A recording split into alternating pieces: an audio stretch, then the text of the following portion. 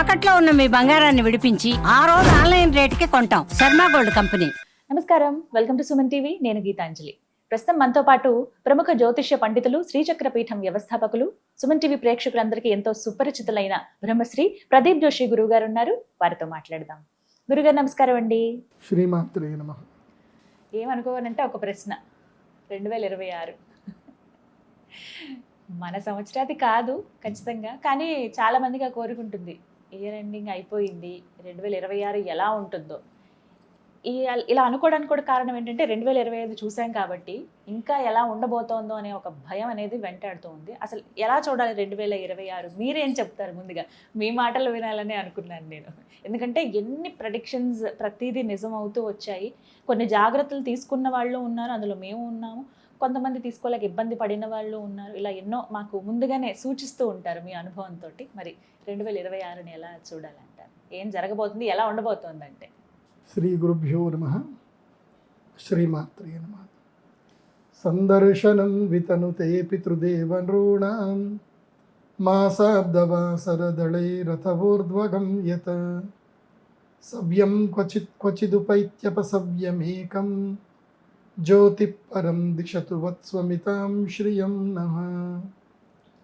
అచింత్యావ్యక్తరూపాయ నిర్గుణాయ గుణాత్మనే సమస్త జగదాధారమూర్తయే బ్రహ్మణే నమః. శ్రీమాత్రే. 2026 బాగా గుర్తుపెట్టుకోండి.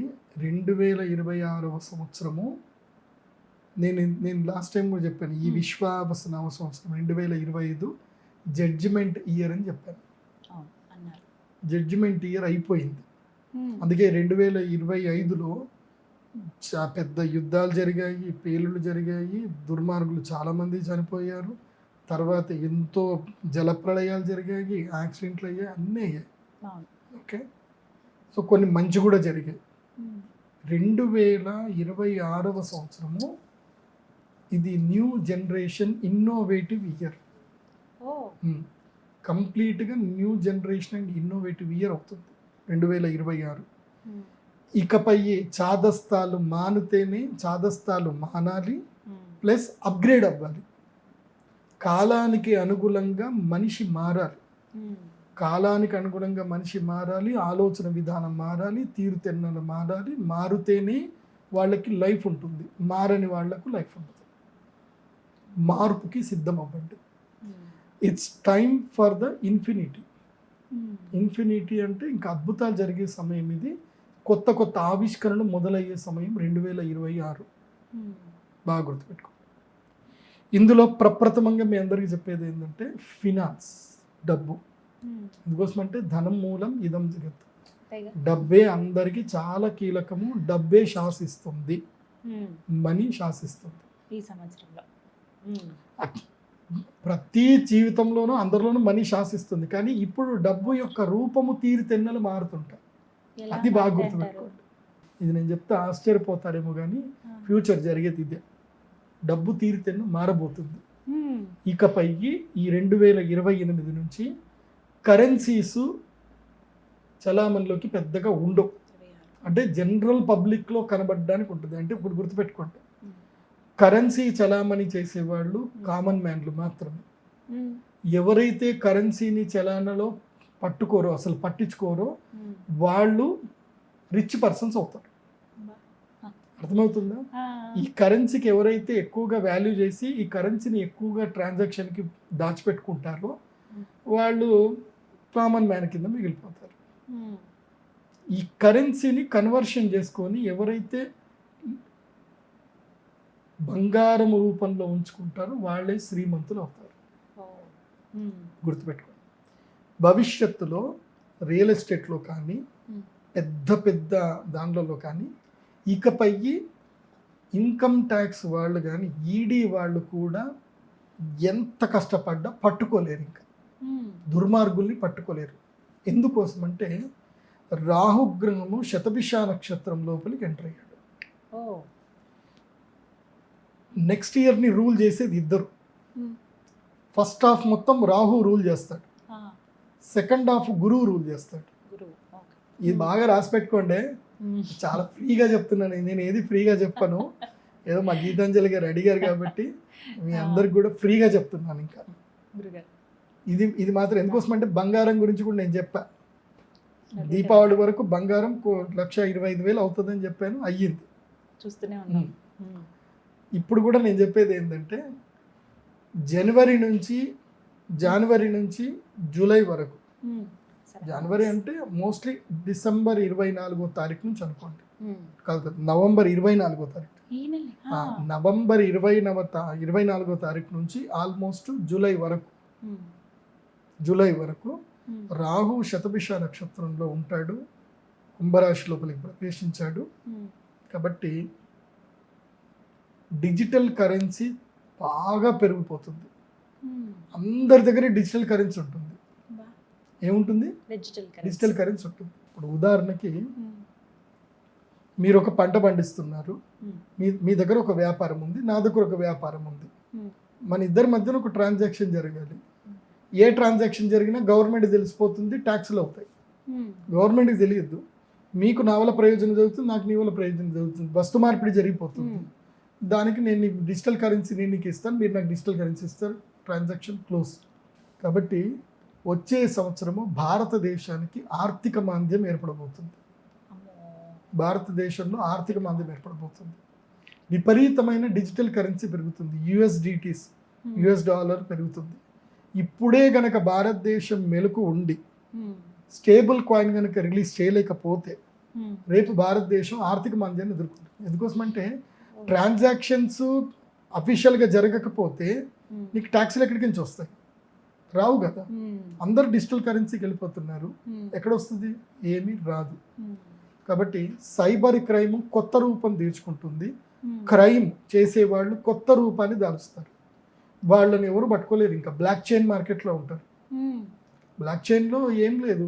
ఇప్పుడు బిట్ కాయిన్ ఏదైతే ఒకటి ఉందో, ఇప్పుడు మనం బిట్ కాయిన్ అని ఒకటి ఉంది.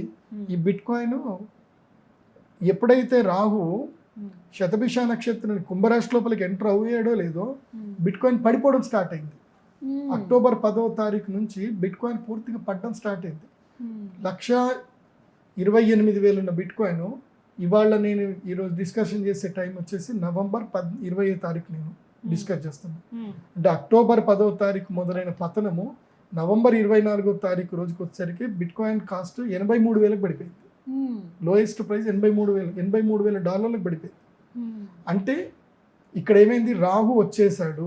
రాహు వచ్చేసరికి ఏంది? మాయా ప్రపంచాన్ని ఏలడానికి వచ్చేసాడు. సో మాయా ప్రపంచం లోపల ఎంత ఇది జరుగుతుందో అంత కరెన్సీ వైలేషన్స్ పెరుగుతాయి, క్రైమ్ పెరుగుతుంది. డిజిటల్ క్రైమ్ పెరుగుతుంది, హ్యాకింగ్లు ఎక్కువగా పెరుగుతారు, క్రైమ్ యొక్క తీరుతెన్నులు మారుతాయి. ఇప్పుడు పోలీసులు కనుక ఈ విషయంలో అప్గ్రేడ్ అవ్వకపోయినా, ఈడీ వాళ్ళు అప్గ్రేడ్ అవ్వకపోయినా అంతే, అది అవుతుంది. 6 నెలల పాటు విచిత్రాలు చూస్తారు. జూలై వరకు విచిత్రాలు చూస్తారు, స్కామ్లు చూస్తారు. చూస్తూనే బ్యాంకులలో డబ్బులు అయిపోతాయి. తర్వాత గవర్నమెంట్ అఫీషియల్ వెబ్సైట్స్ అన్ని హ్యాక్ అయిపోతాయి, బ్యాంకింగ్ వెబ్సైట్స్ హ్యాక్ అవుతాయి. ఇలా దారుణమైనటువంటి విషయాలు నెక్స్ట్ ఇయర్ జరగబోతున్నాయి. తర్వాత జూలై 24వ తారీఖు తర్వాత బంగారం యొక్క ధర, జూలై 24వ తారీఖు తర్వాత, మళ్ళీ చెప్తున్నాను రాసి పెట్టుకోండి, జూలై 24వ తారీఖు తర్వాత బంగారము 1,80,000 వరకు కూడా వెళ్తుంది. 1,50,000 కన్ఫర్మ్గా దాటుతుంది. జూలై 24 తర్వాత అది 80 కూడా రీచ్ అయిపోతుంది. ఎవరైనా సరే, నేను అదే చెప్తున్నాను కదా, కరెన్సీ రూపం మారుతుంది. ఇప్పుడు ఉదాహరణకి నేను మీ దగ్గర ప్రాపర్టీ కొనుక్కోవాలి, 5 కోట్ల ప్రాపర్టీ ఉంది. 5 కోట్లు నేను 500 నోట్లు పట్టుకొని రాను. నేను ఏం లేదు, 5 కిలోల బంగారం పట్టుకొచ్చిస్తాను మీకు, అంతే. అలా అయిపోతుంది. ఫ్యూచర్ అంతా కూడా ఈ బంగారం షాపుల వాళ్ళు కూడా ఏంటంటే బంగారం నోట్లు వస్తాయి. చూడండి, ఇప్పటి నుంచి నేను చెప్పేది జరుగుతుంది. బంగారము నోట్లు వస్తాయి. అంటే సింపుల్ 10 గ్రాములు 20 గ్రాములు గ్రాములనే ఉంటుంది. దాని మీద కరెన్సీ వాల్యూ ఏముండదు, గ్రాములనే ఉంటుంది. ఇవాళ నేను మీ దగ్గర ప్రాపర్టీ ఏదైనా కొనుక్కోవాలి, నేను గోల్డ్ తీసుకొచ్చాను, 20 గ్రాముల గోల్డ్ తీసుకొచ్చి మీకు ఇచ్చేసాను. ఇవాళ మార్కెట్ వాల్యూ ఏముంది? 20 గ్రాములకి ఇది ఉంది, ఇది నీకు లెక్క ముట్టేసింది, అంతే. మొత్తం గోల్డ్. ఇకపై గౌరవ ప్రధానమంత్రులు ఎవరైనా సరే గవర్నమెంట్లో ఇవాళ నుంచి 500 నోట్లు బంద్ అని అంటే కామన్ మ్యాన్ బంద్ అయిందా సరే ఏటీఎం పోయి తెచ్చుకుందామని కామన్ మ్యాన్ అనుకుంటాడు. అదే పెద్దోడు భయపడాలి, కానీ పెద్దోడు అంతేనా మంచిదే 500 నోట్ బ్యాన్ అయితే మనకేం. ఇక నేను ఇంట్లో 500 నోట్లు లేవు కదా నా దగ్గర మొత్తం బంగారమే ఉంది. నువ్వు బంగారం నా ఇంట్లో రైడ్ చేస్తే నాకు దొరుకుతుంది, నువ్వు నన్ను ఎడ రైడ్ చేస్తావు, నువ్వు నన్ను రైడ్ చేయవు కదా, అంతే. Gold is there. ఇకపై అంతా కూడా గోల్డ్ కరెన్సీ వస్తుంది, సిల్వర్ కరెన్సీ, గోల్డ్ కరెన్సీ. మళ్ళీ పాత రోజులు వస్తాయి, ఇన్ఫినిటీ టైం. 8 కదా, ఇన్ఫినిటీ టైం. మళ్ళీ పాత రోజులు వస్తాయి. ఏది అప్పట్లో నాణాలు ఇచ్చుకున్నారు కదా, ఇప్పుడు మళ్ళీ అదే పద్ధతి వస్తుంది. కావాలంటే మీరు చూడండి, నెక్స్ట్ ఇయర్ ఆషాఢ మాసం దాటిన తర్వాత అక్కడ నుంచి గోల్డ్ రేట్ దారుణంగా పెరిగిపోవడం వల్ల ఏంటంటే పెద్ద పెద్ద ట్రాన్సాక్షన్స్ అన్నీ కూడా ఏది బ్లాక్ మార్కెట్లో జరిగే ట్రాన్సాక్షన్స్. గవర్నమెంట్లో ఎట్లా డబ్బులు కట్టాలి, సబ్ రిజిస్టర్ వాల్యూ ఎంత ఉందో అంత కడతాము, రిమైనింగ్ ఎట్లా క్యాష్ తీసుకొని రావాలి. దారిలో వెళ్తే పోలీసులు పట్టుకున్నారు, ఈడీ వాళ్ళు పట్టుకున్నారు, ఇవేమి ఉండవు. ఇంకా బంగారం తీసుకెళ్తారు డైరెక్ట్. ఏం లేదండి, బ్యాంక్ వచ్చేయండి, లాకర్ ఉంటుంది, బ్యాంక్లో లాకర్లో మీరు డబ్బు చూసుకోండి, గోల్డ్ చూసుకోండి, తాళం మీకు ఇచ్చేస్తే అయిపోయి matter. No travelling, no transactions. లాకర్లో బంగారం అలాగే ఉంటుంది, లాకర్ తాళాలు మారుతాయి అంతే. ఫ్యూచర్ మొత్తం ఇదే ఉంటుంది, బాగా గుర్తుపెట్టుకోండి. మొదట 7 నెలల వరకు అంటే రాహు ఉన్నంత కాలం ఇలా ఉంటుంది. మనీ చెప్తున్నా, నెక్స్ట్ ఇయర్ మనీ మార్కెట్ రూపం మారిపోతుంది. ఆ తర్వాత ఇంకోటి బాగా గుర్తుపెట్టుకోండి, Dubai is going to the financial hub for the world. Dubai financial హబ్గా మారిపోతుంది, పూర్తిగా వరల్డ్కి హబ్గా మారిపోతుంది. సో క్రైమ్ చేసే వాళ్ళందరూ కూడా దుబాయ్కి వెళ్ళిపోయి ఫినాన్షియల్ ట్రాన్సాక్షన్ చేసుకొని అక్కడ హబ్గా మారిపోతారు. అది కూడా జరుగుతుంది. ఓకే, సో క్రైమ్ తీరుతెన్నులు మొత్తం మారిపోతాయి, మీరు పట్టుకోలేరు, ఇంకా బ్లాక్ చైన్కి వెళ్ళిపోయి పట్టుకోలేరు. అంటే కలి నిజ రూపం ప్రారంభమవుతుంది, కలికాలం యొక్క వాస్తవ రూపం ఇప్పుడు మొదలవుతుంది. కలి పుట్టడం అయిపోయింది, అరవడం అయిపోయింది, ఇప్పుడు నడవడం స్టార్ట్ చేస్తాడు, ఇక్కడ నుంచి నడవడం స్టార్ట్ చేస్తాడు. సో అందుకే అందరూ కూడా అప్గ్రేడ్ అయిపోండి, అందరూ అప్గ్రేడ్ అయిపోయి ఏముంటుంది, బంగారం దీంట్లో పెట్టుకోండి అంతే, మొత్తం బంగారం. ఎంత క్యాష్ ఉన్నా క్యాష్ని బంగారం చేసి పెట్టుకోండి అంతే.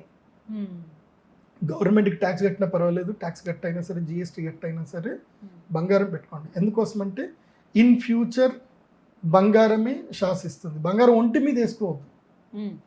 బంగారం 100 గ్రాములది ఒకటి బంగారంది ఇది తయారు చేసుకోండి, నోట్లాగా తయారు చేసుకోండి.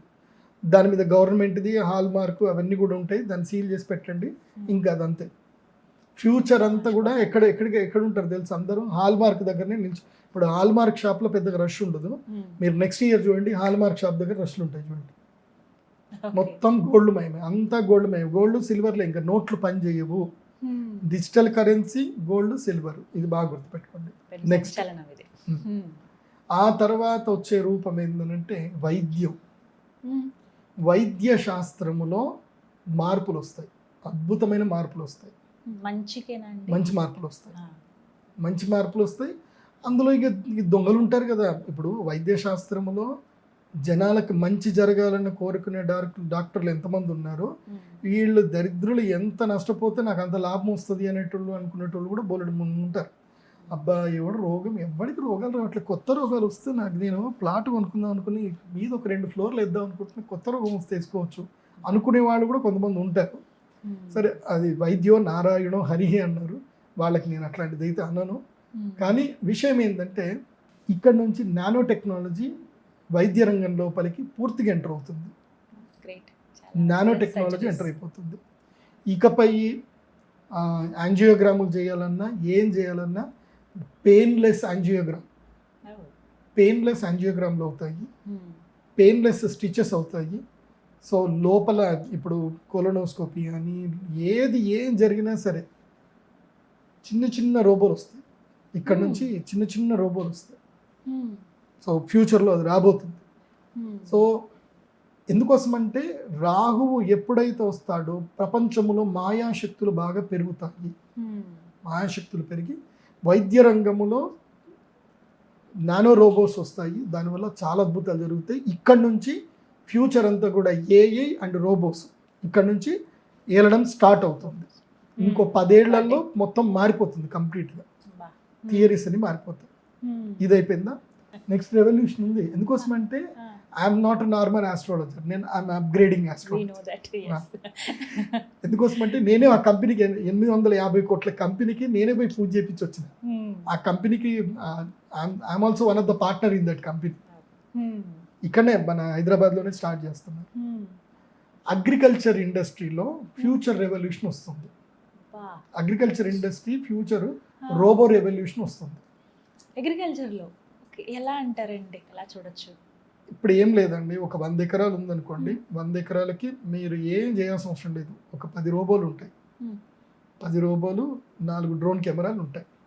ఓకే, నీ పొలానికి మొత్తం అవే చేస్తాయి, Hmm. ఫెన్సింగ్ మొత్తం అవే చేస్తాయి, రోబోలే పని చేస్తాయి.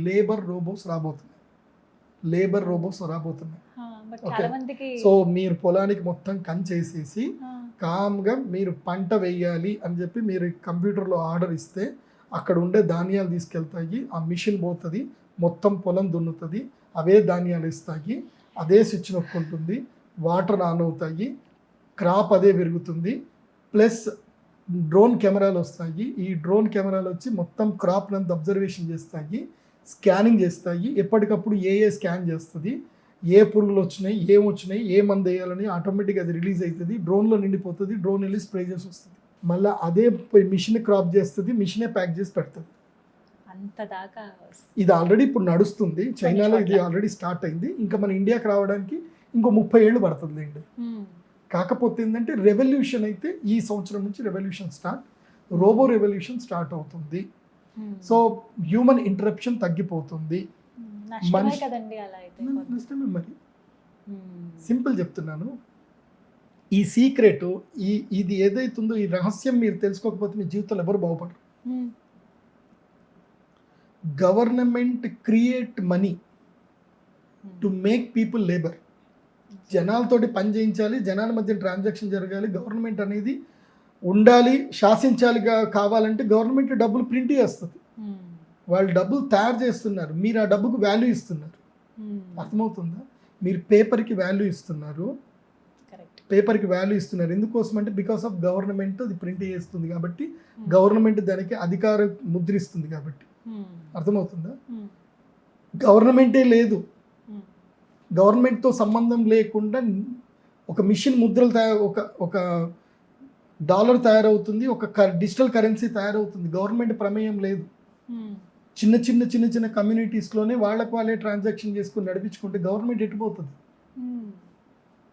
గవర్నమెంట్ ఉండదు, ఇంకా అంతే ఫ్యూచర్లో కదా. గవర్నరెన్స్ ఉండదు. Ah. దానికి ఇది ఇక్కడ నుంచే బిగినింగ్ స్టార్ట్. Oh. ఫ్యూచర్లో ఇది కూడా చెప్తున్నా, Hmm. ఇప్పుడు ఏదైతే ఈ సిచ్యువేషన్ జరిగిందో, గురుగ్రహం ఎప్పుడైతే గురుగ్రహము కర్కాటక రాశి లోపలికి ఎంటర్ అయ్యాడు, రాహువు ఇక్కడ ఉన్నాడు అంటే షష్టాష్టకాలు అయ్యాయి.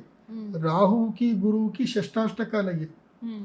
షష్టాష్టకం వల్ల ఏం జరుగుతుంది అని అంటే ఫినాన్షియల్ రెవల్యూషన్స్ వస్తాయి, జంజీ రెవల్యూషన్స్ వస్తాయి, గవర్నమెంట్స్ పడిపోతాయి, డిజిటల్ కరెన్సీ పెరిగిపోతుంది. Hmm. సో మళ్ళీ ఏమైపోతుందంటే పాతకాలంలాగా చిన్న రాజ్యాలు ఏర్పడతాయి, చిన్న కమ్యూనిటీ, రోగాలు పెరిగిపోతాయి, తర్వాత రోగాలు వస్తాయి. అది కూడా చెప్పాలి. ఇంకా Hmm. ఈ మైక్రోబయాలజీ ఎంతైతే ఇంప్రూవ్మెంట్ అవుతుందో రోగాలు కూడా అంత పెరుగుతాయి. Hmm.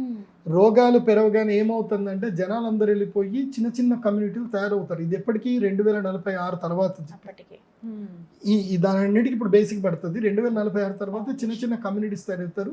ఏ కమ్యూనిటీ వాళ్ళు ఆ కమ్యూనిటీలోనే బతుకుతారు. ఇంకా Hmm. ఫ్యూచర్లో అది జరగబోతుంది.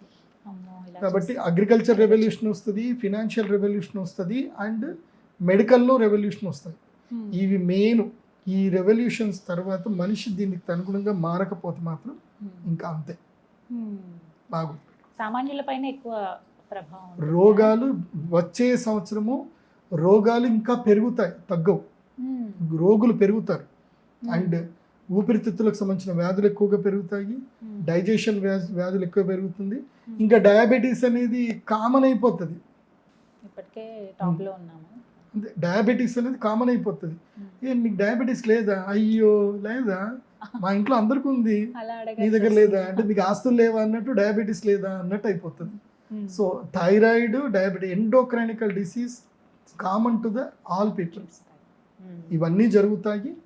అండ్ మనిషి యొక్క ఆయుష్ తగ్గుతూ ఉంటుంది, మనిషి యొక్క హైట్, పర్సనాలిటీస్ కూడా తగ్గుతూ ఉంటాయి. ఇవన్నీ కూడా భవిష్యత్తులో జరగబోతున్నాయి. సో ఆ జరగబోయేదానికి 2026లో పునాదులు పడతాయి.